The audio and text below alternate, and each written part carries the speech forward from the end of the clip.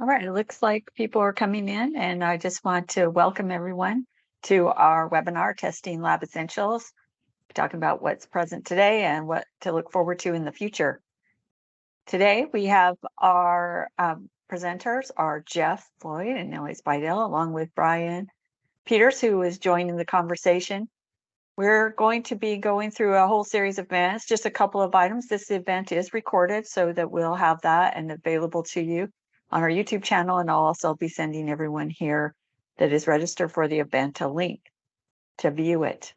We will also, there's a chat feature at the end of the event. We'll try to get to any questions that you have, but this is a fast-paced webinar, a lot of content to cover, as you can imagine.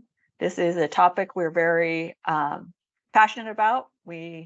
Everything testing lab is in our wheelhouse, so we want to get right to it.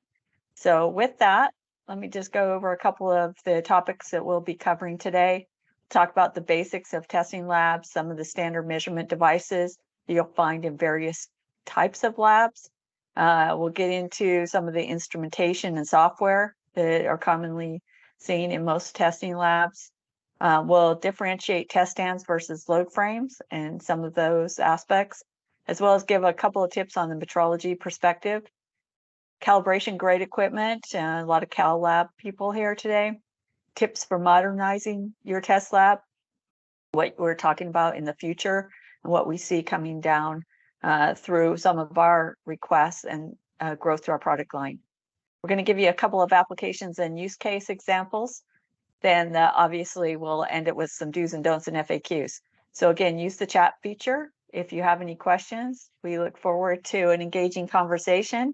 And with that, I'm going to kick that over to Jeff and Elliot. Excellent. Thank you, Jamie. Thanks, Jamie.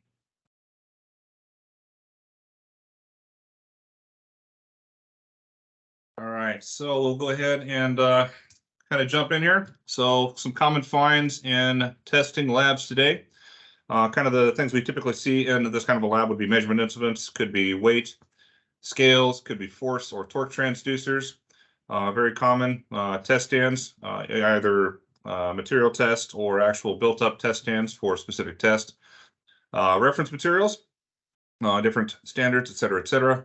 Data acquisition, instrumentation, and supporting software for all testing needs that are going on. Typically, you're also going to find environmental monitoring and safety equipment.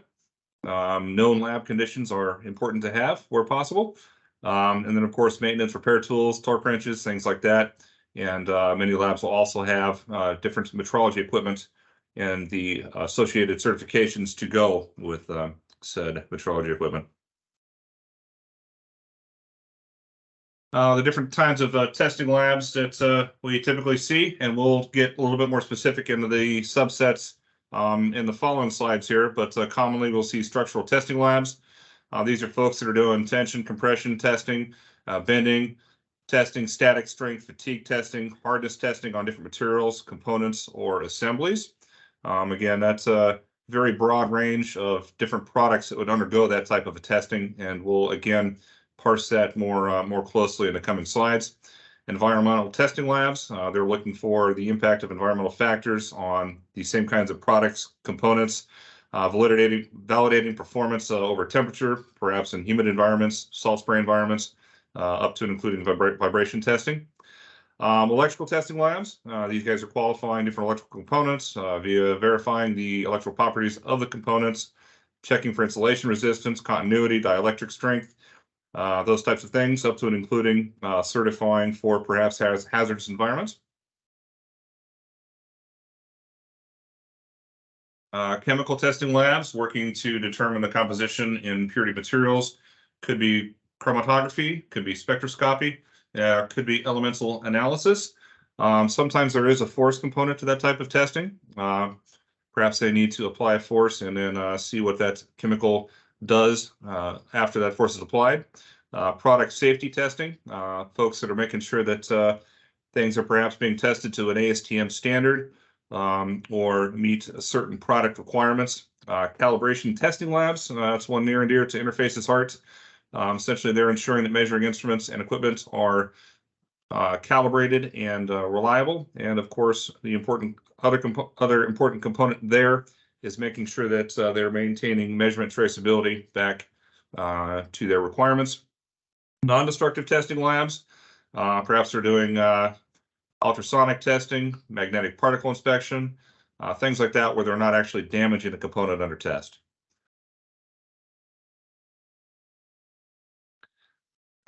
Testing customers and lab deliverables. So test labs are performing independent validation and verification services, or they can also be an extension of an in-house research and development or compliance testing. Very broad range and focus, from very specialized testing to very broad-based testing. So, and again, we'll touch more on that in the coming slides.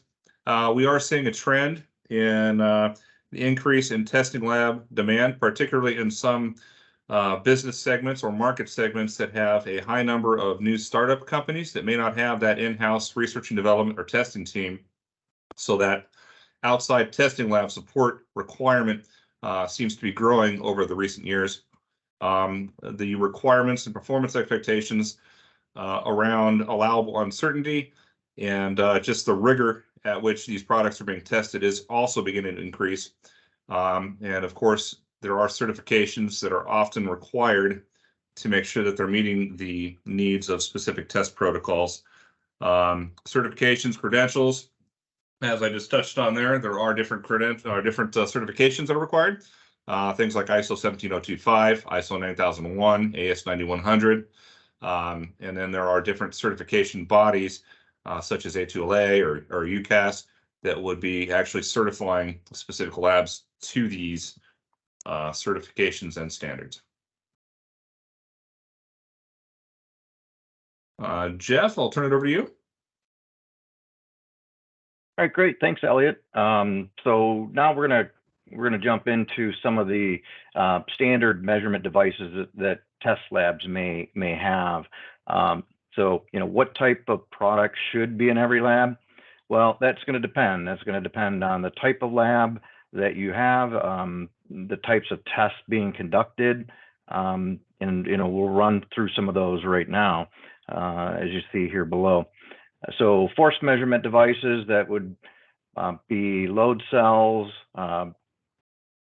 different types of load cells, whether you're doing tension and compression testing, perhaps compression only, or even if you're getting into a multi-axis for additional measurements that need to be taken. Torque measurements, that could be consisted of torque standards, torque wrenches, torque verifiers, even lever arms if you're performing some types of low-level torque testing. Weights and measures also, that would be things like calibrated, certified dead weights that you may use to perform, again, low force or low torque range measurements and calibrations. Calibration standards, reference standards, those would be more of your premium, like 1600 series, 1800 series standard load cells, or torque standards. Different test stands that you may have, whether you need to apply bending loads, whether they're fatigue test type test stands.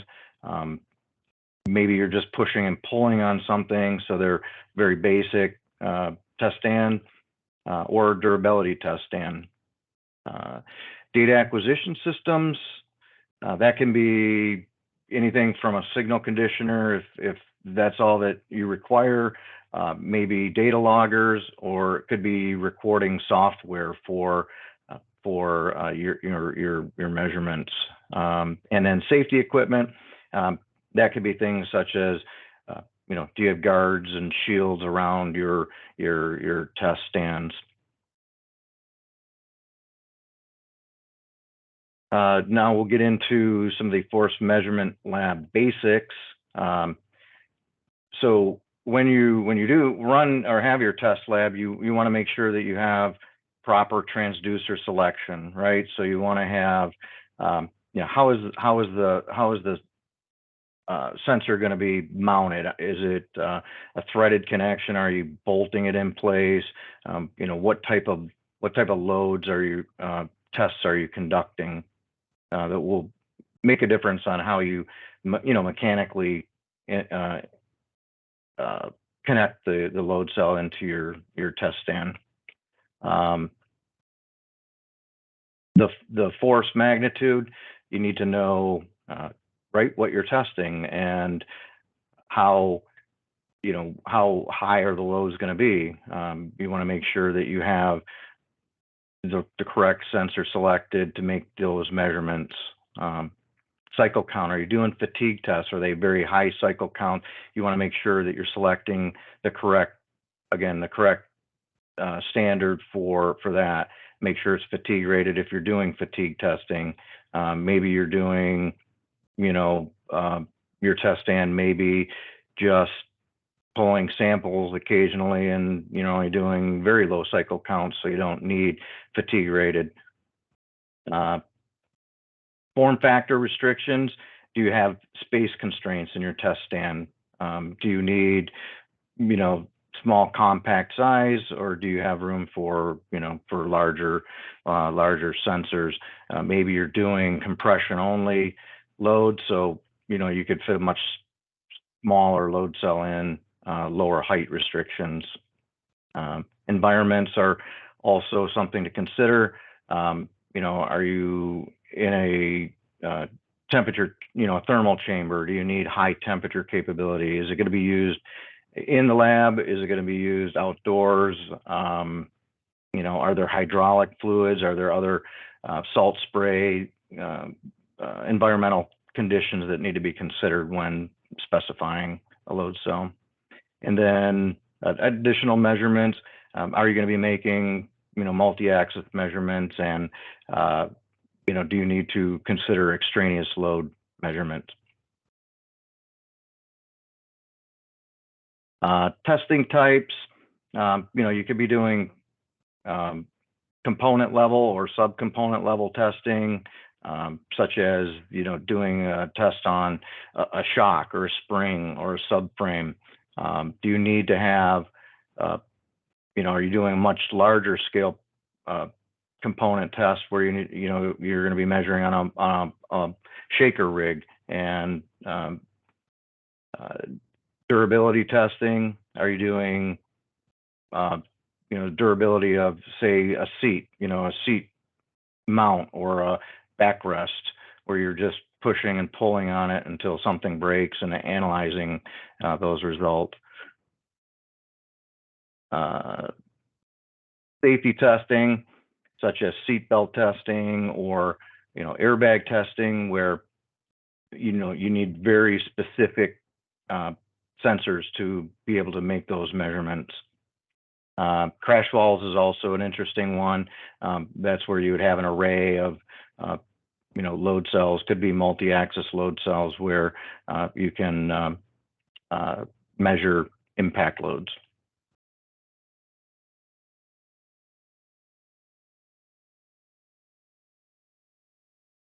General, is this yours, Elliot? Yeah, sure, I can jump in on this. So some of the general challenges and considerations when you're looking at, and again, this is more specifically related to like a general automotive test type laboratory. Generally speaking, you're going to have to be worried about high cycle counts. So the concern there is going to be making sure that the load cell selection is correct to handle those high cycles, and you do not prematurely fatigue the load cell over the life of the test. Or perhaps you want to have a load cell in place that would be versatile and able to be used in additional tests further down the road and tolerate the previous cycle count induced, in which case you may want to look at a fatigue rated load cell. Jeff touched on this in the prior slide, but load cell integration into the actuation system. How are you going to integrate it? Is it going to be, does your actuator have a male thread? Is it female thread? Is it horizontal? Is it vertical? How is that actuation string going to be supported if it's horizontal and you do not have the test underway or it's not in place?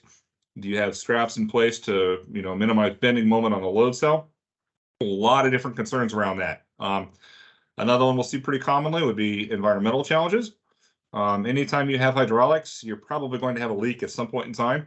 And some hydraulic fluid can be detrimental to specific load cell types. For example, our blue low profile load cells, they are susceptible to damage from some fluid. It can be very aggressive, take the paint off, et cetera, et cetera. So knowing that in advance, we can provide a special coating to prevent that from happening. Load cell ruggedization. That's another one where you have tests getting configured, tests getting taken down. Essentially, you're going to be setting up for multiple tests over the life of your equipment. And, you're going to be moving actuators, moving load cells. It's not uncommon for someone to, trip on a cable or kick a cable, drop a wrench. So the ruggedization of the load cell can be important. So you can do that a couple of ways. There's specific features you can add to the load cell, such as connector protectors, where you can actually spec in a load cell with the expectation that it's going to be in a rough environment. So maybe you want a welded stainless steel unit, things like that. Another one that can be very important is considering the off-axis and impact loading potential results in the load cell. So the off-axis part of that is going to be any extraneous load that the load cell is going to be subject to during a test. So while everyone does all they can to align load strings and test articles as best they can to have only axial load, there's always going to be some degree of misalignment. And perhaps in a lot of tests, there's no way to really control how much extraneous load there is, right? Either it's a cyclic motion that inherently has a moment in it, or it's just, you can't align it that well. So making sure you're considering the off-axis and extraneous loads when you're sizing the load cell for the test is very important. Impact loading is also one that also gets folks in trouble from time to time, where they don't know or can't control how hard an impact is. And a lot of times that impact force ends up being a lot higher than what is anticipated. So it's important to know that the duration of the event, not so much the problem, it's the amplitude. So it doesn't matter how long the load cell is subject to a load, it's what that peak amplitude is, and it has to be within that safe overload rating of the load cell. And of course, that off-axis rating also comes into play there, as it effectively lowers that safe axial. And we'll touch more on that later on. And then we don't want to think this is going to happen, but it should be considered. You're testing something, that something could break. What happens when that device under test does in fact fail? Is there going to be some sort of a ring occur in the load string? Some sort of a reversal of load, perhaps? Perhaps you've got something tied up in tension very tightly and it fails. What happens to that load string under that failure? You're going to get a ring back into the load cell. Is it going to push the actuator in the load cell to the ground? And of course, that's also another safety consideration there of, what happens when this fails? Do we have safety provisions in mind to make sure that the most important thing, that people are not injured through an event of that type? Some standard load cells that we see very commonly in the automotive test environment. I mentioned fatigue rating earlier. This is one of our fatigue rated load cells, 1000 series. So these are rated for 100 million fully reversed cycles. That's means you're going from tension through zero to compression back to zero would count as one cycle. So a lot of cycles, very long life, very rugged. You'll notice that this one also has a housing around the connector. This is always recommended in this type of an application, just an extra layer of protection for the load cell. You've got a lot of load cells floating around, actuators moving around. Want to make sure that there's no potential for knocking that connector off. These use all of our internally manufactured strain gauges, which are, of course, temperature compensated, very good performance. These are actually also, all of our low profile load cells are eccentric load compensated. So again, that's another way we provide better performance, is that these will reject extraneous and side loading, so you get better results in your axial load measurements. Temperature compensated, again, relatively low deflection. These are, of course, tension and compression, and these are, generally speaking, relatively compact in nature. Another good option for this type of testing, let me find my mouse here, REC, rod end type load cells. These are really good if you have an existing male thread on an actuator and you want to keep that same male thread on the load side of the load cell. So it's also smaller diameter than a low profile load cell. There are some trade-offs in that these, except we missed a bullet point on the slide here, but these are not eccentric load compensated. So you would have to make sure that these are more aligned, and just know that they are more potentially susceptible to off-axis errors. Thanks for your question there. These are all full bridge sensors. So millivolt per volt output with no bridge completion required external to the load cell.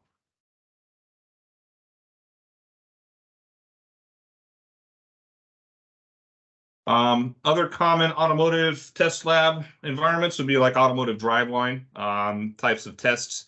Vary pretty widely. It could be engine or motor performance and durability, where they're going to be cycling a motor on a dyno for a long period of time, either looking for specific valve timing events in the case of internal combustion, or perhaps looking at specific either control strategy or motor construction in the case of EV.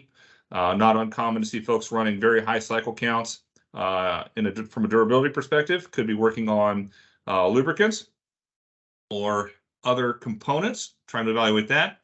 Another very common one that requires very high accuracy from a measurement perspective is engine or motor efficiency testing. Internal combustion, this would be testing different lubricants and seeing how they can improve motor efficiency. Could also be different valve timing events again. So looking for very, very minute detail there. From an electric motor perspective, they're doing power analyzation, where they're running the motor and either evaluating a control strategy, a programming strategy, or a new actual motor design. Driveline durability, another very common one. This could be in the internal combustion world, including transmissions, and also rear ends, axles, things like that. And then, of course, they have the same lubricant efficiency testing also occurs there, where they're going to run rear ends, transmissions, different driveline assemblies, and essentially they're looking for any efficiency they can find through different lubricants, different bearing designs, et cetera, et cetera. Component test, this could be down to and including bearings. It could be different gear mesh, all sorts of different tests there. But again, looking for very small, minute detail there where accuracy is very key. And then something we also see pretty frequently is accessory drive testing. We've got some specific products that actually use that. This would be the case here would be if you're trying to test a front drive accessory on, let's say, on a diesel motor. Perhaps there's a fuel pump on it, and they're trying to test how much drag or parasitic loss they're seeing from that pump assembly, or a power steering pump, or an alternator. Could be any number of things in that regard. Challenges, considerations. A lot of times, dynos can either use axial load cells or they can use rotary torque transducers. And once we start talking about rotary torque transducers, it's very important that people consider and determine what the peak torque rating needs to be for the rotating torque assembly. A lot of times it can be higher than anticipated, and you look at and the peak torques can vary widely from the average running torque of the assembly. So things to consider would be startup torques, stopping torques. So how fast is that assembly going to spin down? How fast is that assembly going to spin up? And what does the inertial mass do in relation to that peak torque? If it's an instant on motor, for example, and a very high rotating mass, that could really make that peak torque go up very high. And then, of course, service factor for the different drive types. If you have a diesel engine, for example, you can have a different peak torque rating than you would for an electric motor, given the actual torque profile of that kind of a test. Secondarily, you have to consider how you're going to get that transducer into that rotating assembly, making sure you have the correct couplings. And there's a lot of considerations there and a lot of ways to do that. Typically, we recommend smooth shaft type bores with clamping hubs. But some folks do prefer, keyed shafts, things like that. There's a lot of different considerations there to keep in mind. Signal requirements, essentially, what output do you need from these transducers to get back to your data acquisition system, or how are you reading that data back? Environmental conditions, is it over the road test or is it lab test? Those are two very different conditions and environmental ratings. So over the road test, for example, you might imagine testing on a long grade in Colorado in the winter, for example, salt spray, pretty rugged environment versus a lab test where it's very controlled, able to keep the transducer isolated from any environmental effect, relatively stable temperature. So definitely things to consider there. Noise, rotary torque typically seems to be more susceptible to noise effects. You've got different perhaps electrical noise being transmitted from VFDs and different drives on the actual rotating shafts. And isolating the transducer from those can be very challenging. So making sure you've got a good grounding scheme put together and implemented is absolutely key. And then, of course, there's always mechanical noise in these test stands potentially as well. So how do you isolate? Is it electrical? Is it mechanical? Getting good grounding to get the best results, always key. Vibration, making sure that rotating assembly is balanced well. If you have a shaft that's not aligned correctly or has a balance issue, you can end up shaking the transducer more than it's designed to do, which can lead to failure. So making sure you have your rotating assembly balanced sufficiently for the application in RPM range. And then lastly, test article failure, touching on this again. What happens when that rotating assembly fails? Do you have provisions in place to make sure that, number one, people are safe, and number two, what's going to happen to the transducer in the case of the failure? How do you isolate the transducer from potential damage in that result, or when that may happen? We have a product here. This is our model Axial TQ. This is our telemetry torque device. We just talked about what happens when the device under test fails and you have an issue. This is designed to have a gap between the rotor and stator. So let's say you were testing a rear end and you've got a rotating motor on the front side, and you're inputting torque to the differential, and you've got an ATQ, a torque transducer on the input side and two on the output side. What happens if you break an axle shaft and perhaps the output shafts start whipping around, right? This is designed so that you have essentially no contact between the rotor and stator, and it will tolerate a greater degree of misalignment than a standard transducer would. So that's what we call that's a crash-proof design. These are available in capacities from 100 newton meters up to 10 kilonewton meters. A lot of different output types. These have frequency outputs, current outputs, standard voltage outputs. You can actually take multiple outputs off of the output module. It's also designed to be interchangeable. So if you have a stator or a rotor that actually does get managed to be damaged, you can actually just swap the rotor out real time, no rescaling required for the output module. So it's just swap and go. We've got a wide range of different coupling types and different solutions for shaft integration on these as well. So very good device. The Model T22 pulley type transducer. We were talking about the accessory drive testing earlier. This is a very common device to be used for that. This is designed to have a custom bore and key cut in the transducer, and then a custom pulley size bolt circle machine for your application. So essentially the customer tells us what they want from a drive side and what they want from a pulley side, and they're able to integrate this. And this is measuring the torque between the pulley and that center hub bore there. So you might imagine you could mount that on an alternator or a power steering pump, and you can measure how much torque that device is requiring. See, aerospace testing, another pretty common application type. Typical testing types here would be full-scale structural static and fatigue, where they have perhaps an entire aircraft, and they have it essentially instrumented, and they have different hydraulic actuators and load cells applying either peak static loads, or they are fatiguing it over a profile of standard expected flight loads. So they're essentially simulating the life of the aircraft through landings and different takeoffs, landings, cruises, different events in flight, things like that. So that's very common.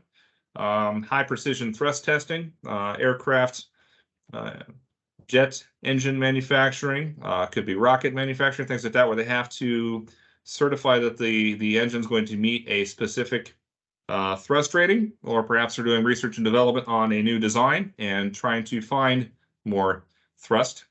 Aerospace manufacturing, things we see there would be tooling and assembly machines. where they have instrumented devices that are essentially assembling aircraft. Component validation, with the rise of a lot of the composites in modern aircraft, it's requiring additional validation that these components are indeed as strong as they think they are, and they're matching what the FAA is telling them. Landing gear testing, another very common one. Wind tunnel testing, where they have very high-end balances and maybe have load cells or other force measurement devices integrated elsewhere. And then MRO validation, where they're actually reworking and recertifying different aircraft components for repair purposes. Some of the challenges, considerations in aerospace type lab testing, typically speaking, it's going to be high channel count. So you're going to have a lot of load cells, a lot of channels. How do you validate which channel is which on installation? That's one we hear about a lot. Installation density, in terms of having a lot of load cells in a small area. So you've got a lot of signals, you've got a lot of space limitation, you've got a lot of cables to run, things like that. So some of the things we've seen done there are different ID strategies for specific channels. So TEDS chips are something that's we've seen used. We're not going to touch on the validity of how it's programmed, but essentially people can use different TEDS ID chips as channel validation tools. So maybe not pulling scaling data off the TEDS chip, but it will allow you to maybe read a serial number and a bridge, perhaps bridge A, bridge B, bridge C. And then essentially that saves you some time in your channel validation because your data acquisition can just ping the chip and it knows which one it is. That can be pretty handy. Installation density, again, coming back to the load cell selection there, making sure that you've got a lot of load cells around, you've got a lot of rigging, people moving things around, making sure you have different protection strategies in place for cables and connectors. Connector protectors, again, come into play here. Environmental conditions can widely vary here, depending on the type of test. Is the test outside, in which case moisture is a concern? Is it a vacuum test? Perhaps the thrust test at altitude. So different concerns there. But those are all things to consider. Moisture, for example, we can provide load cells with additional environmental protection. And there's some specific installation schemes that can be utilized to try to avoid moisture ingress to the load cell, making sure the connectors are oriented correctly would be one example, and some other things to consider there. Form factor versus performance. This is another push we've seen in the last couple of years. Our low profile load cells, their form factor is essentially driven by the performance. We designed the load cell to perform as absolutely best as possible. And that design has driven the form factor of the load cell. Load pins has been one of the devices that have been more common in higher force applications that in the most recent years here. And load pins are essentially it's a circular device designed to fit inside of an existing structure. And these essentially the dimensions of the form factor of the load pin actually drives the performance. So kind of the trade-off there is you get a much potentially more dense measurement where you can have more actuators in a small space and potentially greater peak forces at a small side, but you wouldn't have the performance of a low profile load cell. So some trade-offs there. But typically we've been seeing is as those force magnitudes get higher, those actual measurement resolution or accuracy requirements tend to decrease a little bit.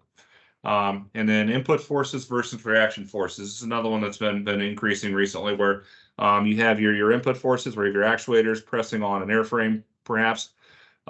Traditionally, it would be just bolted down to a bed plate, and they're simply applying input forces.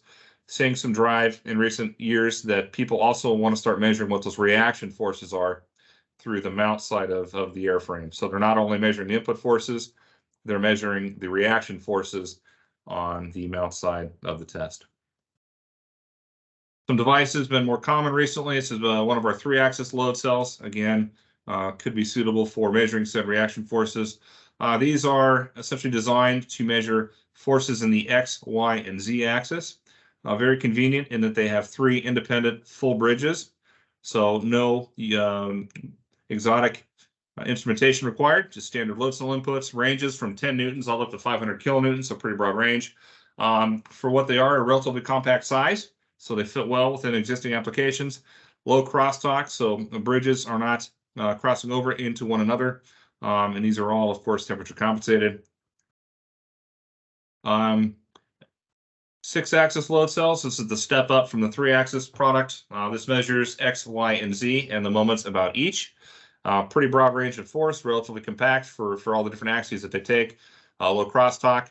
These work a little bit differently than a standard load cell in that they do not have a dedicated bridge output for each axis. Rather, we have either 6 or 12 bridges dependent upon the size of the transducer. And then we use essentially the crosstalk between the bridges to characterize the forces and moments, and then use a 36-term coefficient matrix to actually calculate those applied forces and moments. That may sound complicated. We do have an amplifier that essentially we program that matrix into, and you get a scaled analog output for each axis. Very straightforward there. Different torque transducers. These are nice for people that are working on integrated tools. Perhaps they're building up something to do a repeated task over and over again. So its spindle drive can be mounted into perhaps a robot head of some type and run down. Square drive, spindle, female square, things like that. Capacities 1 Newton meter up to 500 Newton meter. Very simple, plus or minus 5-volt output. A relatively short axial length, very stiff. And for a lot of installations, it can really simplify how you're getting the transducer in there. You've got a bolt pattern essentially to bolt the transducer up to test articles or tools, and that spindle drive helps eliminate the need for different couplings.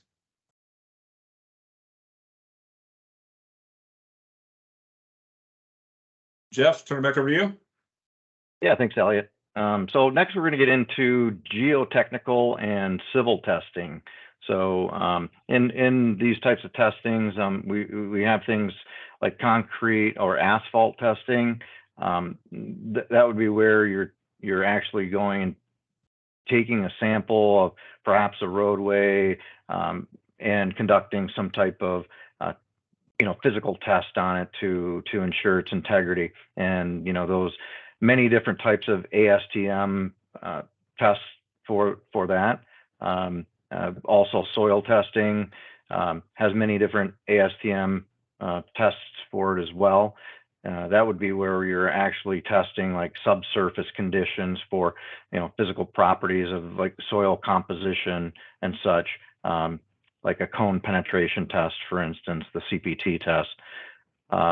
Other civil structural testing, that would be things such as like a bridge structure, maybe a building, arches, towers, that sort of thing. So, larger scale, all of these are larger scale types of testing. Condition evaluation, is this going to be done in the field or versus in lab tests? So you need to be aware of that and spec product accordingly. Some of the next slide, Jamie. Some of the challenges and considerations when doing these types of tests, forces become much larger when you're doing conducting tests on structures. So as that becomes larger, right? The load cells become larger, they become heavier. How are you transporting them? How are you storing them? How are you using them? That's always a consideration and a challenge. Environmental challenges, if this is going to be used in the field versus in the lab, is it going to be subjected to elements or exposed to hot or cold temperatures? Pressures, for instance, when you're doing soil testing, perhaps the sensor would need to be compensated for pressure so that it doesn't have an influence to, pressures. Also, fluids, right? Is it going to be exposed to the elements in rain or in submersed in water, for instance, if you're doing some concrete testing? And then how are you going to integrate it into the structure?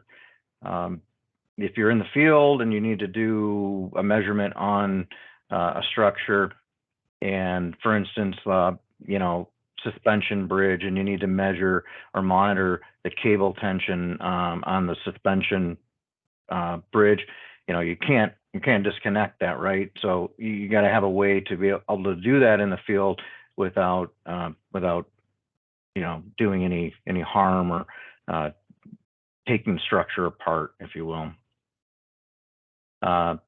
Here's an example of one of the high capacity load cells commonly used for concrete testing, right? Compression only.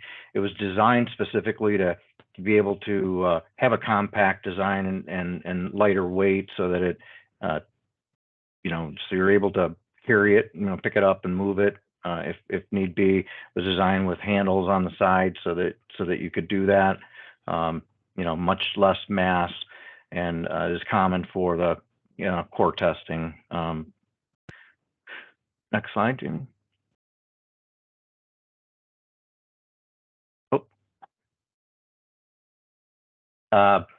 These are the very high capacity, low profile load cells, very commonly found in structural labs for again, for civil testing, imparting loads on very large structures. Again, they have the proprietary interface, temperature compensated strain gauges, eccentric loads compensated. So just overall very high performing, high capacity load cell. So the types of structural testing that can be done, right, is like your general push and pull. So that would be common to like material testing, where you're doing just tension compression, perhaps fatigue testing of a specimen. Design proofing would be where you're taking a component and testing it to prove out, you know, the design integrity. Will it withstand the design criteria that it was designed to? And life cycle and fatigue validation. So that's testing that would just have high cycle counts to ensure that it's can last and withstand what it was designed to in its life cycle. Some of the challenges and considerations here are, you know, you want to ensure that your load setup is not imparting, you know, any extraneous loads, any off-axis loading or bending. You really want to make sure that you're only applying the load that you intend to measure. The versatility and interchangeability. So that would be if you've got many different types of tests that you're doing, and you know, you've got a variety of product load cells or torque sensors on the shelf. You know, are those suitable to be used in many different types of tests, so that you're not, you know, you're getting the most value there.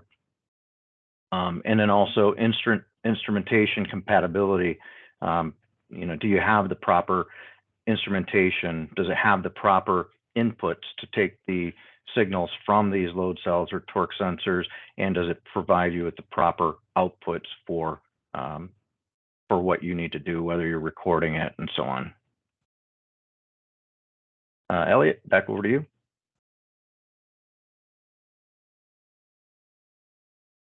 Unmute myself there.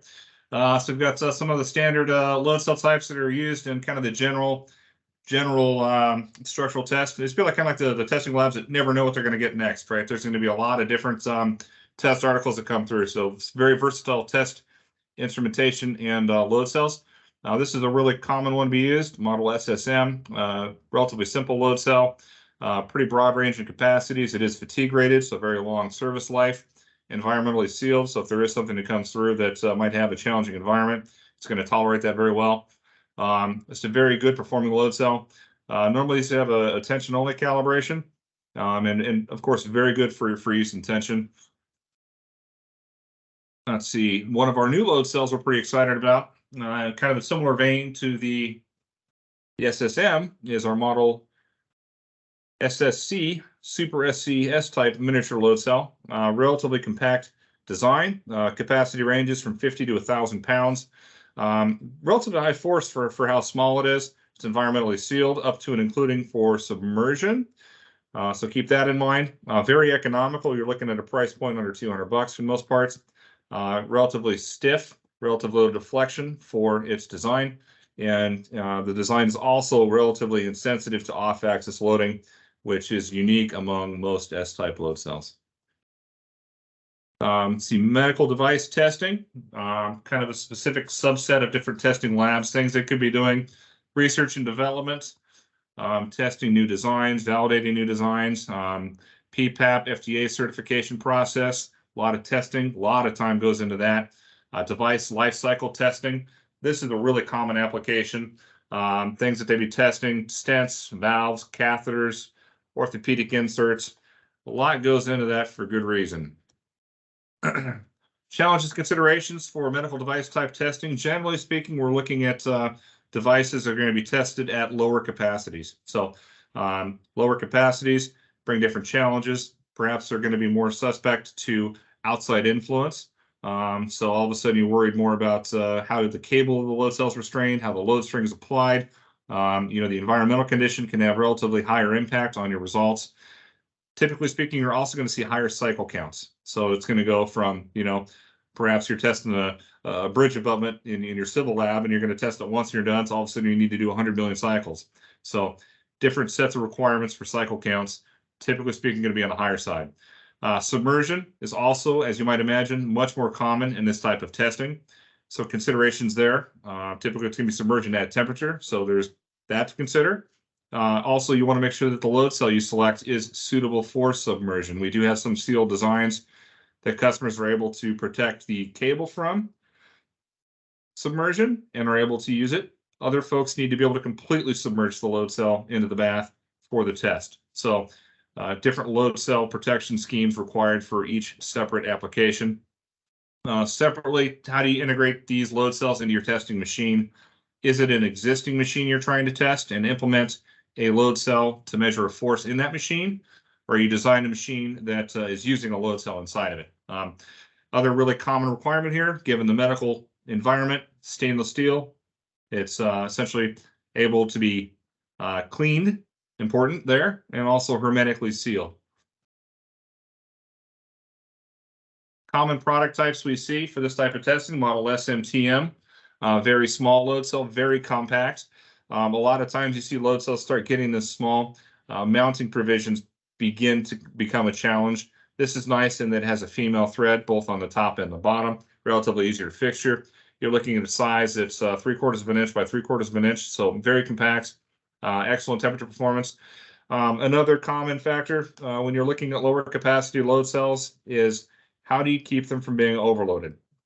If, for example, it's a 5-pound SM load cell, has a safe overload rating of 150%, you're looking at 7.5 pounds. It's not a whole heck of a lot and relatively easy to damage the load cell. So selecting a load cell that has an overload protection scheme in it is important. This particular load cell is rated for up to 10x of its rated capacity and has actual overload stops, EDM machined into the flexure, so it's going to shunt the load around the gauged area past a certain force level. Model WMC submersible load cell, very commonly used in the submerged type applications. Yeah, very compact load cell as well. These can be obtained with either male threads or female threads or male and female threads, depending on how you want to integrate it. And again, submersibly rated, very compact as well, and very, very good to be integrated into those submerged applications. And again, these are also available with overload protection. Some of the more specialized testing labs we work with, we've got folks that are doing metal coupon testing, and testing there could entail just a simple tensile strength test. It could be doing shear testing. Flexural testing is very common. Normally, they're just trying to analyze a material type. Perhaps it's a new heat treat. Perhaps they're trying to validate that a specific lot is functioning to expectation. Another subset here, tribology. It's friction. They're going to be applying a known load and then cycling a specific material against another material and analyzing those results. Load cells can be used there, are used there, I should say, to essentially apply that downwards force and the resultant force that's on the x-axis. Multi-axis load cells can be a good solution here because you get both the downwards force and the x-force at the same time. Rheology, another very specific measurement type. Essentially, you're looking at a measure of viscosity, and you're looking for essentially an axial force and a resultant torque there. So very specific sensor subset. Tire testing, very common as well. Peel strength and bearing test. We also mentioned that in the automotive section, but there are specific labs focused only on those things. Challenges, considerations for those kind of testing labs. Typically speaking, the design needs to be unique for the application. So we get very specific sensors for that type of testing. Rheology, for example, would be an axial force with a resultant torque, or an associated torque, I should say.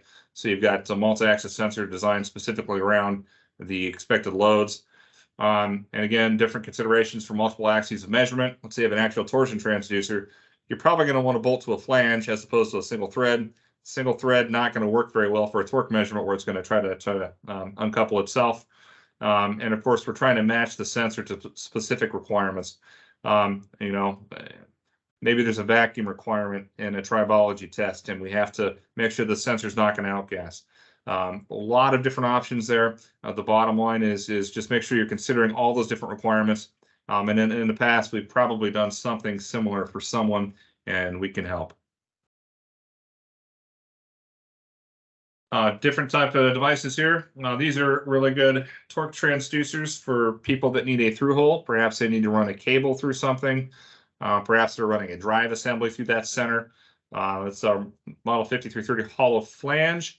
Very stiff torsionally, resistant to extraneous load. It's very wide footprint, which enhances that essentially resistance to that overhung moment, and relatively compact for the torque rating. Model T3. This is a pedestal mount torque transducer. Very wide range of torques, all the way down from the sub 1 Newton meter up to about 10 kilonewton meter, shaft to shaft. It says a non-contact transducers. There are no slip rings to prematurely wear. Speed rating up to 15,000 RPM, and resolution down to about 16 bits. These are also available with speed and angle optical encoders if you need to measure either angle or speed. This is a load cell that's very specific. This is our model TXY. It's measuring X and Y forces, a very low crosstalk, very good performance linearity down to 0.1%. And we also manufacture a version of this that's going to have a Z axis as well. This is very common for tire type testing applications. There's a center bearing there that can be mounted, so you can measure a downward force and force at 90 degrees to that. All right, Jeff, I'll turn it back over to you. All right. Yeah, we're going to talk about instrumentation now, and the various types of instrumentation that you would find in a lab. And the most common ones that you would find are going to be digital indicators. So digital indicators would be like your panel mount instruments that would have a display on it. So that will convert, your signal from your analog signal from your load cell or torque sensor and convert that to engineering units so that you can have a local display and have features potentially built into it that can capture peaks, sound alarms, and provide analog outputs if you're taking that signal to some other type of data acquisition system. Then we have signal conditioners, which are they don't have a display. Typically, they're just going to take your low-level strain gauge signal and convert that to a higher level signal that you can then send to your PLC or your data acquisition system. It conditions the signal, filters it potentially, and that would be signal conditioners. And then we have data acquisition systems, which are much more complex. They would perhaps be multiple channels, collect and analyze data, and that would include some software and hardware and able to process the data. Some challenges and considerations, as I mentioned, some devices may have peak hold features that would be useful to you if you're performing a test to maybe a failure and you want to know what that maximum or peak force or torque was. Display types, whether you need to have an engineering unit display, how many digits, what type of resolution you may need. Analog outputs, again, if you're going to use that signal from the display to take to a data acquisition system or PLC to do further processing, triggers and set points. If you maybe you're doing a test and you don't want to know the entire test, but you want to trigger on a certain value, you can set in some of these devices trigger points and control points. You can change sample rates and display rate updates. Those are considerations that you need to take into effect based on what you're testing and what your test requires. And some of the data acquisition, like I said, includes software that you can graph and log results. And other factors would be like what the form factor. Would you prefer to have a DIN rail mount versus a tabletop mount, or just a freestanding display? What type of connections? Is it terminal strip with screw terminals, or would you prefer to have a connector so that if you're connecting and disconnecting often, set up for various tests, maybe that would be more convenient for you. Again, environmental protection. Some of our signal conditioners do have enclosures that are rated to specific IP ratings that may be valuable if you're in an environment where you need to be protected from, again, hydraulic fluids or moisture, contaminants, etc. And then what type of calibration method do you need to be able to calibrate these devices, and then what would be required to do that? So we're going to go over a few of the different instruments now that we've talked about. This 9890 is one of our very popular strain gauge indicators, large display.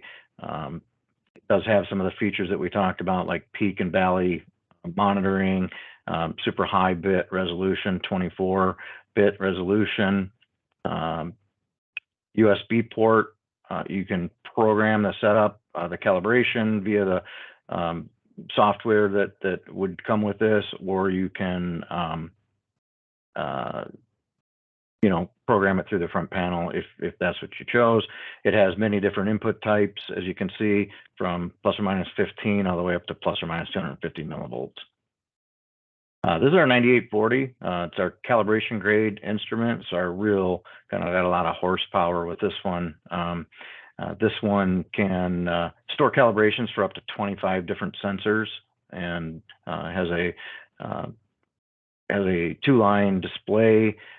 So if you have two channel inputs, two devices that you need to test, this one would work very well for you. It has a analog output and 16-bit resolution as well, and it also supports TEDs.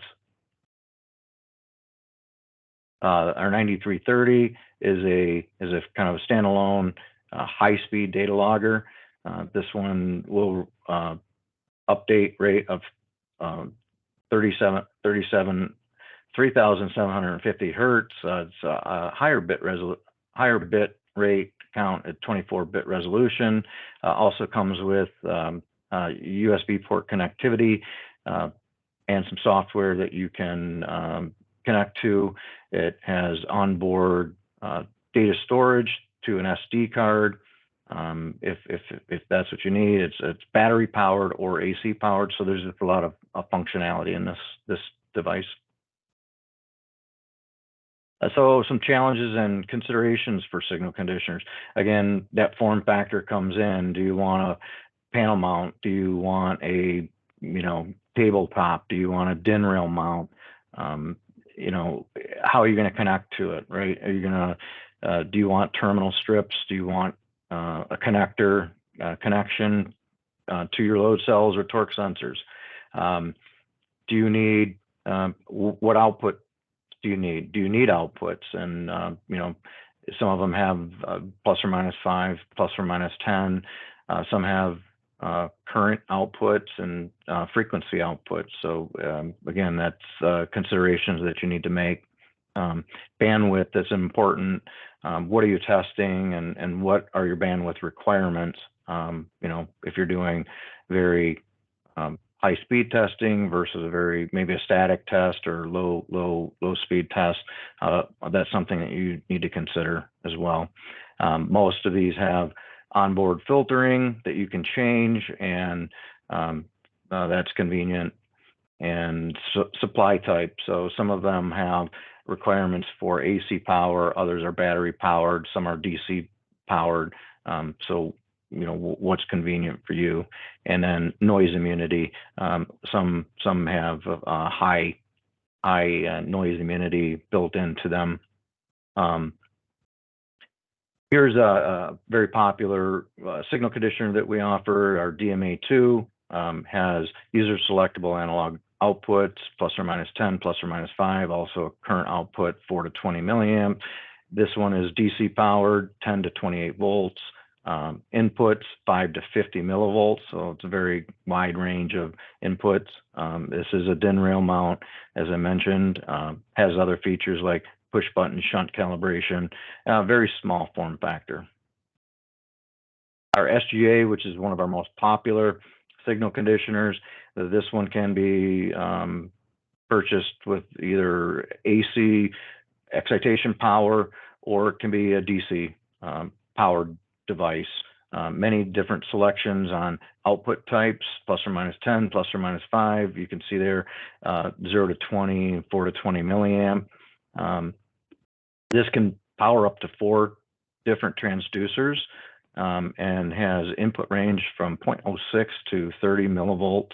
And this one is in a sealed enclosure, so that makes it very good for the environmental factors that we talked about earlier.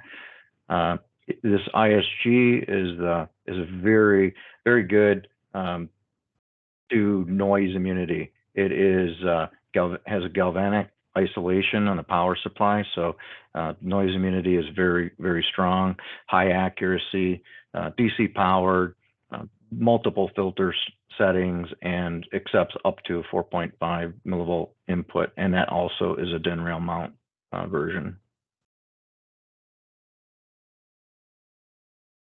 I think this is back to you, Elliot. Yes, sir. Thank you, Jeff. All right. So data acquisition systems, some challenges, considerations around these. Kind of starts off the feature set, right? What supported range of inputs do you need? Are you just need bridge inputs? Do you need voltage? Do you need current input? Do you need a partial bridge where you can handle bridge completion either inside the instrumentation or external to the instrumentation? What is the software and functionality of said software? Does it have analyzation tools? Can you do FFT out of it? Things like that. Form factor, another driving factor here. Rack mount, portable, ruggedized options. Other considerations. Does it need to go on a vehicle? Do you need to be able to handle a 12-volt power supply? A lot of kind of simple seeming questions that need to be asked up front there. Another very important one, sample rate. Making sure you have sample rate sufficient to support the testing you're doing. Are you doing static testing, or are you trying to do some very high rates impact test? That's going to change what you need from a sample rate perspective. Connectivity. How easily can you move different sensors onto the DAC system? Does it require a special LEMO connector, or is it simple screw terminal connections? How often do you think you're going to need to switch between different load cells or measurement devices?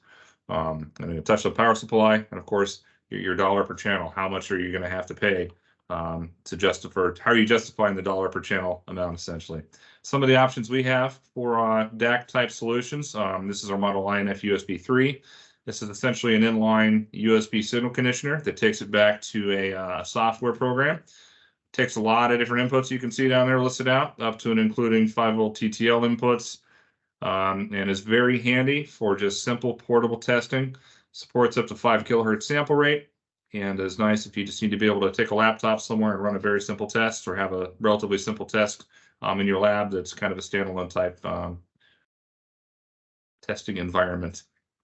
The enhancement on this is our Model SI USB 4-channel. This is an even more versatile solution. Uses the same software as the SI USB 3, but it is again up to 5 kilohertz. Same range of potential inputs, but this lets you take multiple inputs back to that same software program. So you could have perhaps a torque transducer running with a load cell and an LVDT at the same time. So just takes more inputs and lets you combine more as a synchronized measurement. And I guess you touch on that. That is a synchronized measurement. So you'd have synchronization between those channels. Our model BX8, primarily designed for use alongside of our 6-axis sensors, but is also an excellent DAC type solution. Gives you essentially 8 channels of synchronized sampling. Does do the internal matrix calculations and active scaling of the analog outputs for the 6-axis sensor, but also is very powerful for use as a standalone DAC system. It will also take full, half, and quarter bridge, so we'll do bridge completion for people that are doing strain gauge work. It does take TEDs, very noise immune. It's galvanically isolated, and there are digital output options here. So very powerful instrumentation device there. Software considerations and solutions. Make sure there's compatibility to cover your test requirements. Do you need to be able to just log data, or do you need to be able to display and log data? How is that user interface? What does it look like? Is it giving the display you need? Maybe you need a graph to go along with your log. Some instrumentation is going to offer data analysis features such as FFT, like our BX8 software. Our BlueDAC software is what supports that BX8 program, up to 8 channels. And we've got a whole family of instrumentation that's actually compatible with that. So it's nice if you want to have a single software suite solution for multiple instrumentation devices that are used across your laboratory. The VS3 is the software for the INF USB and the SI USB 4. And again, offers a solution up to 4 channels with varied inputs. So there's just depending on what you need, the considerations, input types, et cetera, et cetera. VS3 software, easy USB connection to load and torque transducers. You can see we've got simultaneous graphing and logging going on. Again, it's a synchronous measurement. This will also export out to Excel, so CSV file format, and has various start, stop, trigger functions. So if you want to have the test start and stop itself and log those results out, there are different configurations that are either time-based or measurement-based to start and stop a measurement. BlueDAC software, again, this is on that BX8, and it's family of instruments. Again, easy USB connection for load and torque transducers. It will graph as well. Of course, Excel export, CSV file format, and again, has different trigger set configurations. Selectable sample rate. This will go all the way up to 48 kilohertz, so very fast, at least fast in the load cell world. And again, very, very convenient for use with our multi-axis sensors. That's kind of what it was designed around, but it does work excellent for other data acquisition type requirements. All right, Jeff, back to you, sir. Okay, excellent. So now we're going to talk a little bit about test stands versus load frames. So test stands and load frames, both mechanical structures, mechanical devices used for various testing, but they do differ in functions and designs. Where test stands would be more like a test bench or structure, a bed plate, for instance. These are designed, the whole rigid component while you're subjecting them to forces and various loads. Load frames, for instance, on the other hand, are just machines designed specifically to load axial torsional forces and small component testing. Test stand definition. Use the hold test objects and devices and apply forces or torque to it. Typically designed to accommodate, a wide range of different test devices. You may be testing shocks one day, maybe you're testing seats another day. So they need to be very versatile and reconfigurable. Test stands may have various components, base plates, columns, crossheads to induce these various load requirements and how you're applying loads. They may be motorized, they might be manually operated to apply forces. Could be electric, mechanical even. Test stand consideration. So you want to ensure that you have a test stand that's properly sized for the type of testing that you're doing, the capacities, cycle counts, whether it needs to be fatigue rated, and any other type of extraneous load, considerations. Multi-bridge, that's good for redundancy. So if maybe you want to have a multi-bridge load cell, for instance, to have that redundancy and data validation. Thread adapters and connector protectors, we talked about that a little bit earlier. If this is going to be moved in and out of the test frame and in various test frames, right, protection is key, and you want to make sure you ensure you consider those features when selecting a device. And then again, versatility, the multi-axis data capture. So yeah, if you need to measure more than one axis, then you would want to consider multi-axis load cells for the measurements. And then invest in versatility, right? If you can select a sensor that can be used in many different tests, then you get the better value there. Here's an application note for actual EV battery test.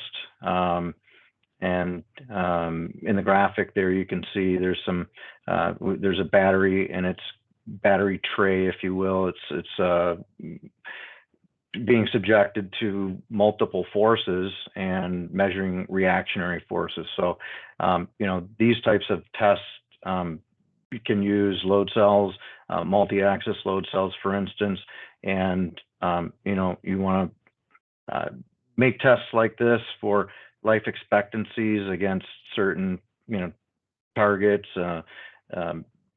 crash survivability, things of that nature. And in this case, you can see we've used some of the single axis 1100 series ultra precision load cells.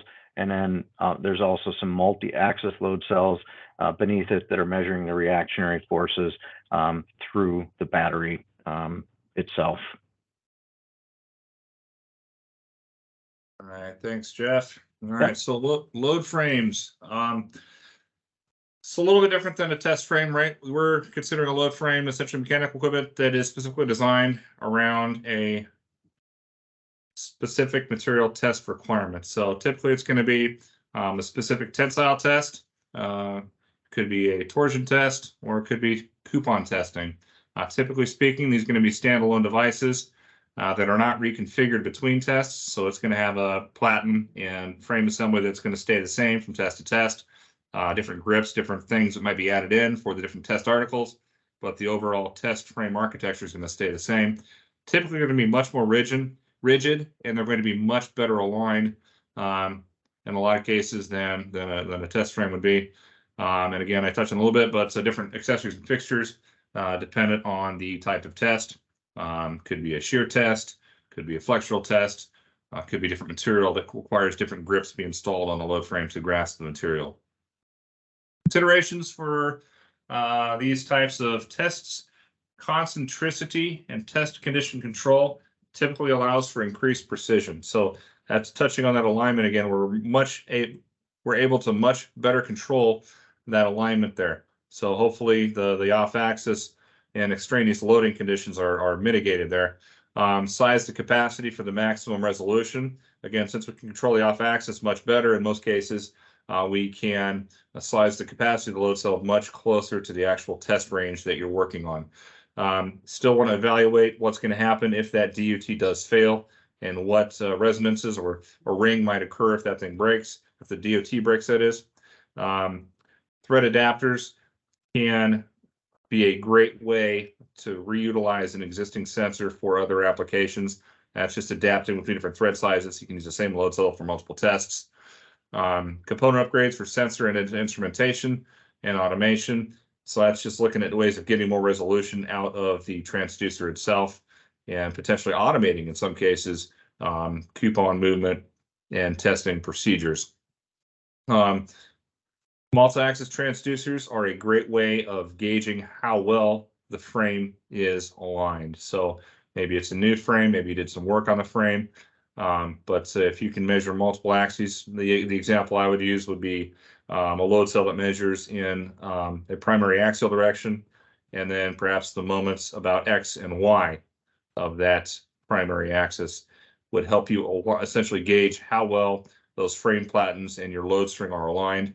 A lot of times it's very hard to ascertain, but that is a means of doing that. And of course, the better aligned it is, the more investment you put into making sure all of those, that load string is aligned, load frames aligned, best sensors, you're investing in trying to get the precision as high as it can be. So optimizing that measurement. Different examples of what we offer for frames. We've got a couple new developments here. This is our model IF and VF, intended for essentially field verification of load cells and systems. Simple hand crank adapter rated up to 5,000 pounds. You could theoretically do some calibration on perhaps lower performance load cells, but it's primarily intended for use as verification, where you just want to load a load cell and an indicator display up to a given load and check its performance. We do offer calibration load frames. So these are essentially completely self-contained calibration systems with a hydraulic power unit on the right hand and a piston on the left hand of that frame, designed around a very specific and very precisely aligned set of platens and columns. We use a 4-column design for stiffness, and have a unique load string system that allows us to load both tension and compression without having to break the load string. This will let you run a calibration run in less than 5 minutes, including report generation. For most folks, that reduces the calibration time by 50 to 90%. So about a 12-inch post-to-post clearance for load cell and DUT installation. And again, that's automatic report generation, and archive is a real time saver for most folks. Let's see. All right, so metrology perspective on testing labs. So a very, very key part of testing is making sure you have measurement traceability. Metrologists are responsible for that, the calibration part of that. So they're ensuring that the instruments and equipment that you're using are giving you accurate and reliable measurements, in addition to maintaining measurement traceability.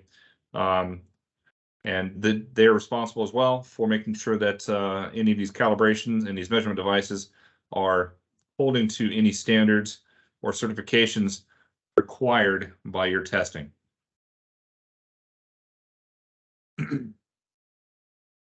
Again, critical service. If you're doing testing with a device that's not within calibration, you're not going to get valid results, and results in potential product escape. So making sure that the devices you're using to measure are accurate and working correctly, making sure you're not shipping product that's bad, or your research and development efforts are going in vain based on a transducer that's out of calibration. And of course, you'll say it again here, the traceability of measurement to national and international measurement standards, absolutely essential for any testing you're doing. Measurement traceability. Essentially, we've got a pyramid here that traces all the way back to International System of Units. Goes from your final product. Transfer standards or company's product equipment is typically what test labs are going to be working with. And those are either In some cases, they are calibrated back to an in-house standard or a master item. Sometimes that may not be the case, and it's calibrated back to, or it's traceable back to the OEM or a calibration house. And then the calibration house is transferable back to a national standard, and then that national standard goes back to International System of Units. And that unbroken chain of measurement is critical in that quality of the final product or testing result. All right, Jeff. Okay, so now we're going to talk about calibration grade equipment in test labs. So to define calibration grade, we're talking about it refers to the quality level and the precision of the equipment and instruments and the standards in which it was designed, manufactured, and tested to. Calibration grade load cell, for instance, may be made out of a premium material, may have additional or would have additional strain gauges versus a more non-calibration grade load cell would, and that helps with the accuracy levels for the load cell and result in higher accuracies. Calibration grade instruments and equipment are designed and manufactured to meet certain and very specific accuracy and precision needs. And calibration to ensure the measurement equipment is performing accurately is also critical. And next slide, Jamie. So here's some different types of ways to impart force or to apply force. Direct dead weight. Now this would be a dead weight machine dedicated to applying dead weights, automated. It's a very large machine, not very space efficient. It's a very slow type of calibration, but it does yield typically the best, highest or lowest uncertainty levels of any of the types of calibrations that we're going to talk about. Leverage dead weights, that would be in a system, that would be your dead weight stack that you have that you may apply manually, pick them up, put them on a platen or something to apply loads to your load cell, or perhaps through a lever arm, and measure torque that way.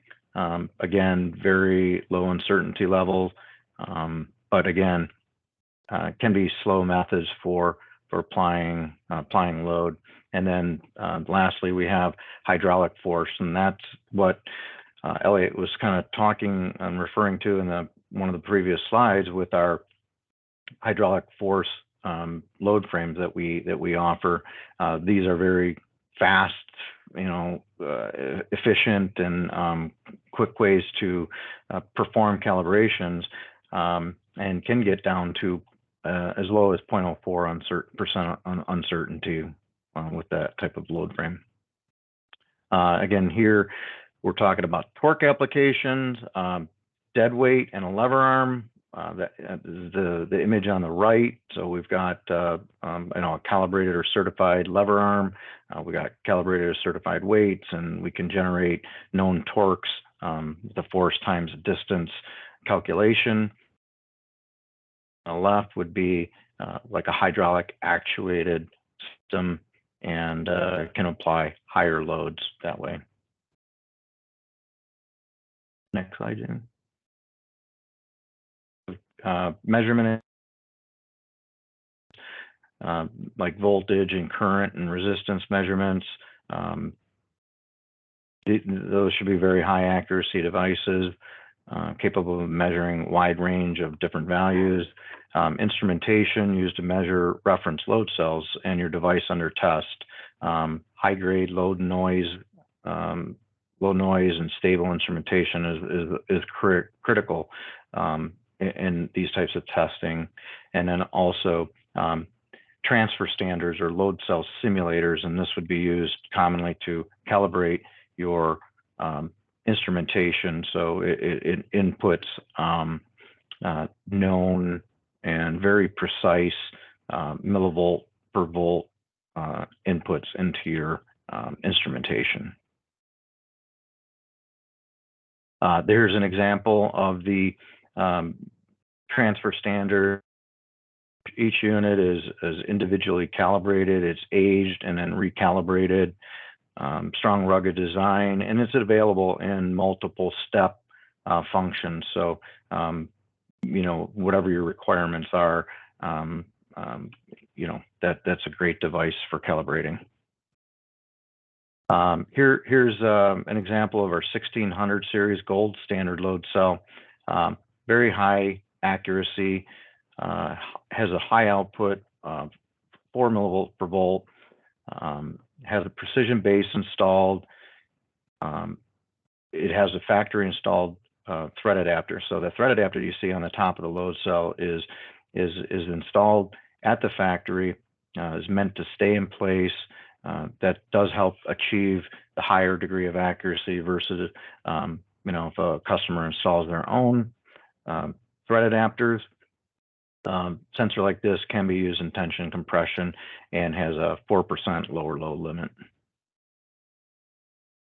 1601 gold standard. Now this is a compression only version of the 1600 that we just looked at. So you can see instead of a thread adapter, we've got kind of a crown surface that you would load against. This is, you know, again, used for compression only. So if you don't need the tension measurement, or perhaps you have a smaller space constriction, this might be more suitable for your application. Same high output, 4 millivolts per volt, 4% load limit, 4% lower load limit. And so that might be more for just compression loading as opposed to tension and compression.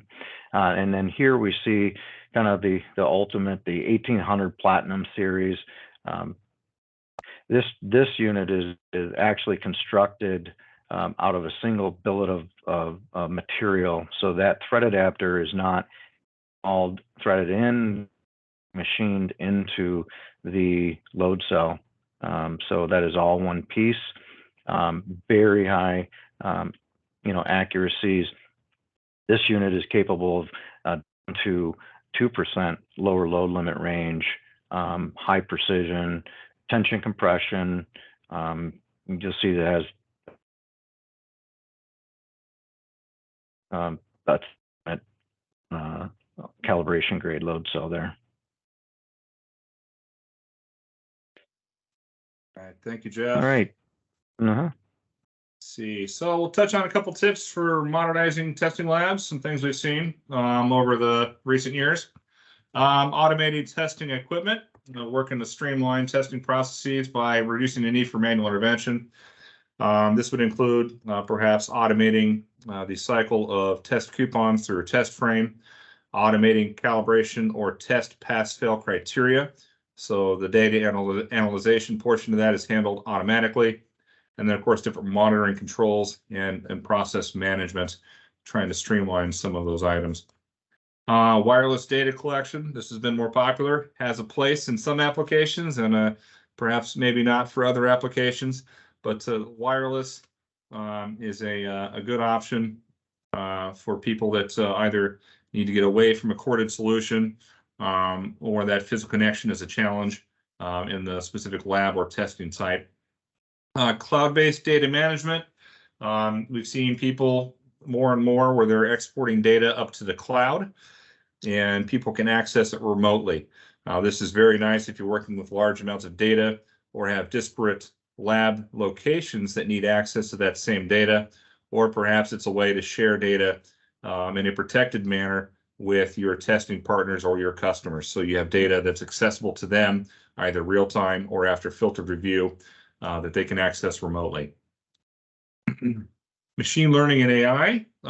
So some things that can be done here. Essentially, they are analyzing data sets. They can look for patterns. They can make predictive analysis and decisions based on the patterns and analyzation from those data sets. This can be used to either improve accuracy or help efficiency, or even be part of a PM cycle where they're analyzing to make sure that they don't have any components failing. Other things you can do, automated bridge tracking for alignment. If you have a multi-bridge load cell and you see the bridges start to deviate from one another, that can be a trouble sign of misalignment or something else going on. Mentioned health monitoring for test abnormalities. Perhaps you have a DUT that's ready to break early, and there's some signs that may be popping up, so you can put some logic into your data acquisition or other devices to monitor for that premature failure. And of course, preservation of data, making sure you're capturing as much as you can. Remote monitoring and control, seeing a couple different aspects here. Number one, folks are building up systems that they can access remotely. So they'll have their test system up and running. They'll be at a remote location, able to monitor the test conditions, perhaps start, stop, pull data, analyze for system health. This again either allows for remote work or again locations with multiple labs with multiple locations, enables personnel from other locations to help or run tests from remote locations. And we've also built separate test and measurement systems that are designed to go on the road, where it's either doing remote monitoring real time, perhaps it's a battery powered data logger, or it's a rechargeable display system with load cells that are designed to go in a case to go on the road. So different options there. Multi-axis transducers, again, significant push here. People are trying to understand more and more about what's happening to the DUT and specific tests, and getting more data from multiple axes gets you additional insight for both design and model verification. And again, it could be simply from something as simple as how well aligned is my load string to what are the reaction forces being transmitted through this DUT. All right, testing lab use cases. Jeff, I'll turn that back over to you. Back to me. Yeah, thanks, Elliot. So we're going to run through some use cases here that are commonly found. Press load monitoring. So can be as simple as the customer needs to press a bearing onto a shaft, or maybe they're applying forming machine. Very common for just a standard 1000 series high capacity fatigue rated load cell, because this machine is just going to be used on a constant basis, and you need that fatigue rating. In this case here, we're showing it paired with a INF USB3 and sending the signal to the PC for graphing, logging, storing capabilities. Another application for medical testing here, we're using the Super SC miniature S-type load cell, and so any type of medical research, linear actuator, applying a load on a specimen, that product's ideal for that.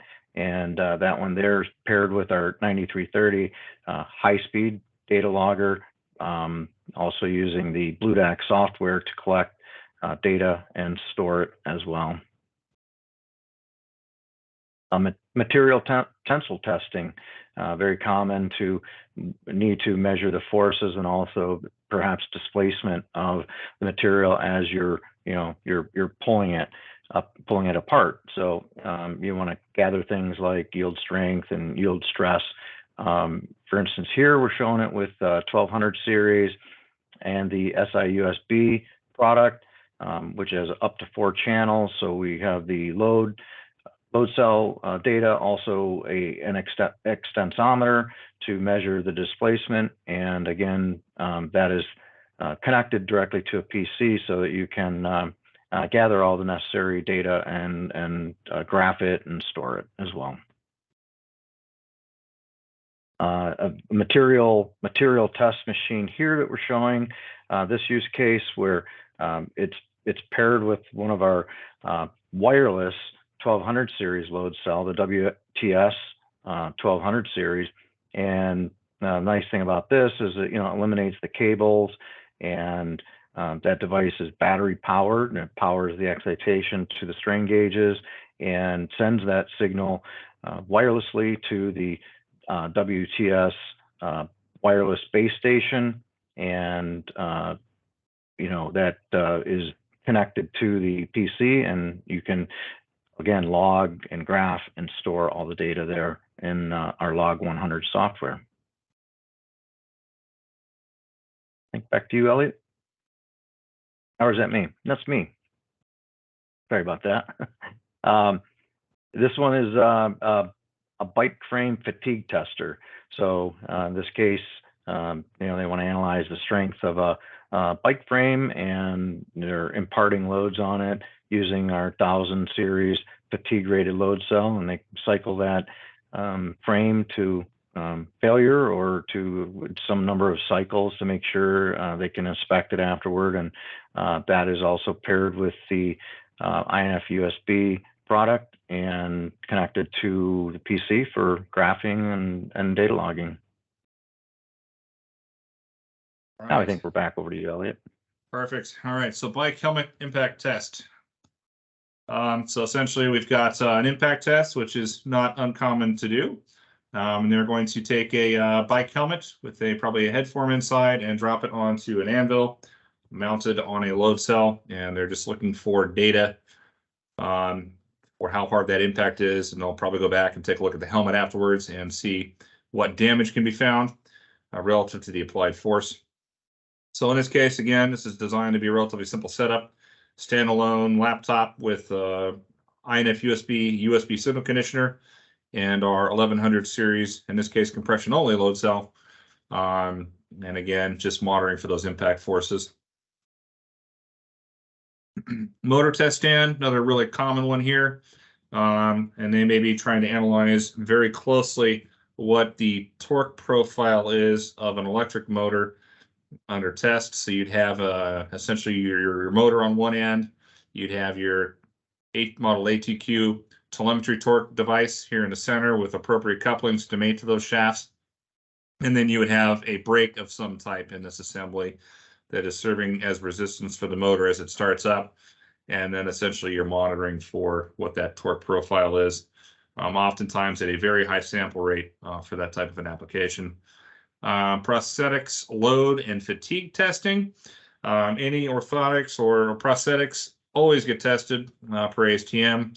So in this case, we've got essentially it's a load frame and hydraulically actuated with SSMF S-type load cell. And in this case, looks like they wanted to have a simple panel meter for remote display at the test stand and simultaneously log back to a laptop via USB. So a good solution there that offers operator force indication and perhaps a log function back at the laptop. Touchscreen force testing. This is another really common one. Typically, there's going to be some sort of a probe or stylus mounted on the load cell. In this case, we're using our model SMTM, and they're testing the touchscreen of perhaps a phone or a kiosk or something. And perhaps it's going to have a motorized stage that's going to move that stylus at different points about that screen and apply different touch points and forces and monitor it. So in this case, they're taking the SMTM, very compact, very convenient thread engagement point for both installation on the stage and the stylus. And then we're using our model 9330. Could be back to data log, could be back to USB to a PC, or it could just be logging data. All right, we'll touch on a couple of do and don't tips from Interface. Do document all testing and calibration procedures, results, and observations. Maintaining consistency from test to test is critical, and maintaining consistency in the calibration process is also critical. If that doesn't happen, that's where inconsistencies and results can start popping up and puts test results into question. That same regard, don't ignore equipment calibration checks. Absolutely critical. Of course, we say annual here. That's going to be up to whatever your verification interval is, but making sure all of your equipment is in calibration to guarantee valid results is absolutely important. Always prioritize safety and follow safety protocols and guidelines. We've talked a couple times in this presentation about what happens when DOTs break, making sure personnel are indeed out of harm's way and trying to analyze what potential for harm there could be and putting mitigating steps in place. Don't dismiss quality control issues or deviations from established standards. If something changes from a process to a process over time, don't let that slip. That's how escapes happen there. Equipment maintenance. I know here at the factory, we do daily, weekly, and monthly checks on all of our calibration equipment. You have to check these things regularly to make sure that we're getting the accuracy and the reliability we need to produce very high quality products. The same thing goes for testing for either product development or for product validation. Don't use equipment or instruments that are not calibrated or functioning properly. Again, that relates back to potential product escape or perhaps errant test results as a result of out of calibration or broken potentially sensors. Staying current on industry trends, standards, and regulations. It is neat to see some of the new instrumentation options and load cell solutions and other instrumentation solutions. Software is really coming a long way, and that technology is continuing to develop, and there's always advantages that can be found if you're staying close to those industry trends. Don't rush testing or calibration procedures or take shortcuts that compromise accuracy or reliability or safety. So don't let, people are always in a hurry, but don't let that affect the end result. And then don't resist change or innovation in testing and calibration practices. Again, that kind of relates back to that staying current on industry trends. Let's see, where's my mouse? There we go. All right, Jeff. Yeah. FAQs. So we're going to take a look at the top 10 frequently asked questions. Number one, what are the most common force measurement types? Probably fatigue and structural testing, without a doubt, is probably the most common force measurement type. What type of equipment must be in every test lab? That's largely going to depend on what you're testing. So if you're doing structural testing or fatigue testing, you're going to want fatigue load cells, or if you're doing torsion testing, you're going to want torque cells. So again, that's highly dependent on what type of test lab you're operating and what type of tests you're going to be conducting. What is the best way to preserve measurements taken in a test lab? That's going to largely depend, on your quality system or your accreditation, if you do have an accreditation. Some may require you to keep results for a certain period of time. Others may not, but so it's really dependent on, the quality policies and the accreditation types that you have in your lab.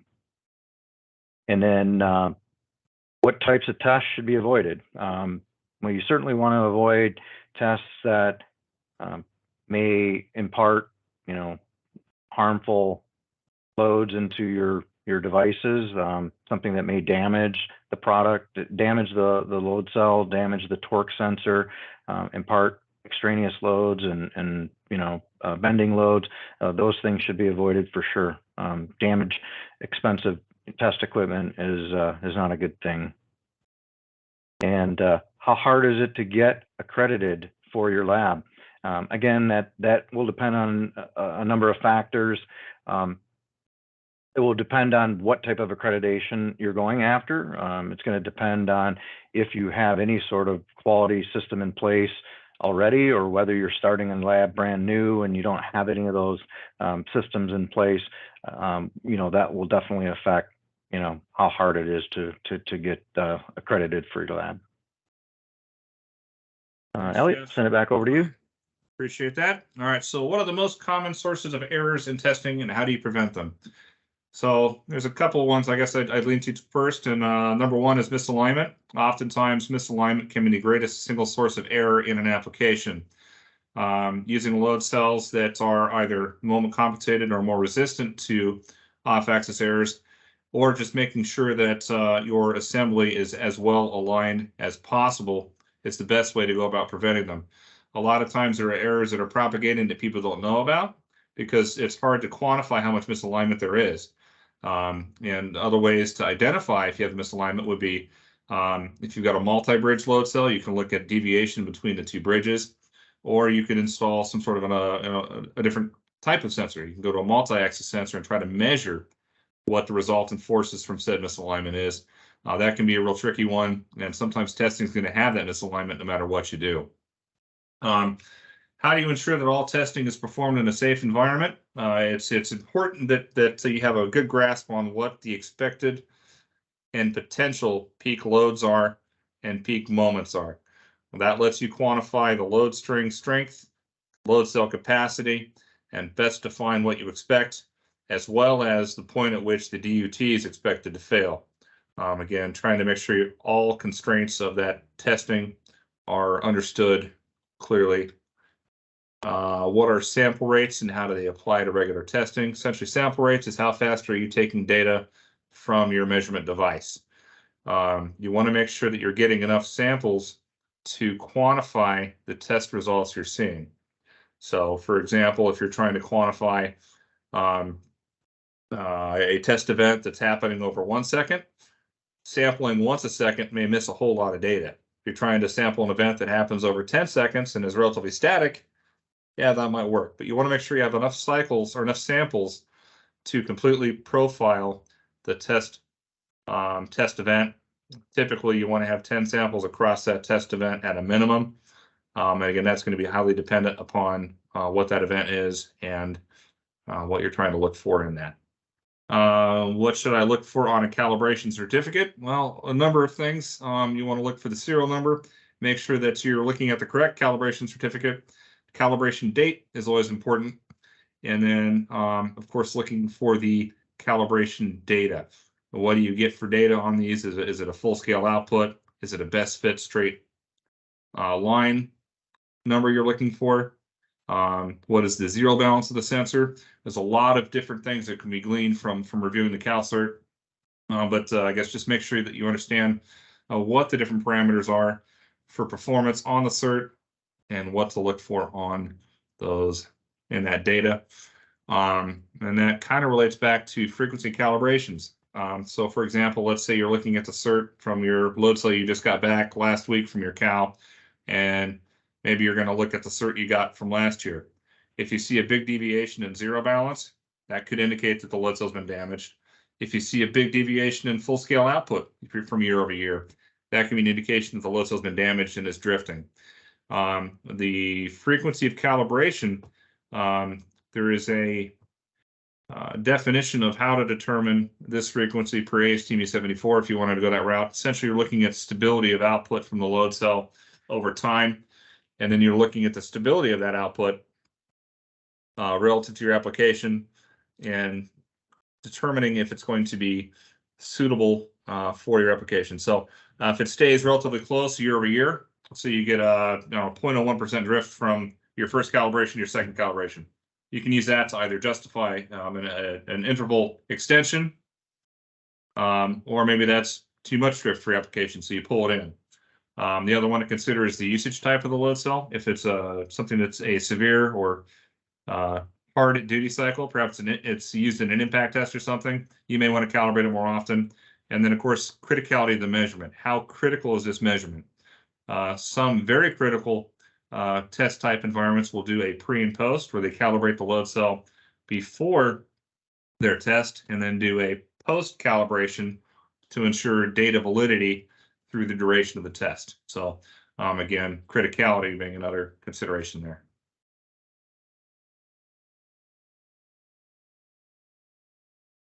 Thank you, Jeff. Thank you, Elliot. That was a lot of information, very informative, incredible detail. I know we went long. Thank you for everyone that was able to stay with us. We'll also be preparing this presentation as a recording and saving it so that you can go back to those key topics that we covered that may be of interest. We also are available for any questions that you have. If you don't have questions today, just always reach out to our application engineers, our representatives, our distributors around the world. They have a lot of good information. They've been in a lot of labs, a lot of experience, and they're able to help you get the right products for your exact requirements. So just know, precision matters to Interface. You saw a lot of depth in the types of products that are used, and we just tried to sample a few of them just to give you an example. But again, accuracy is key. So we design our own load cells.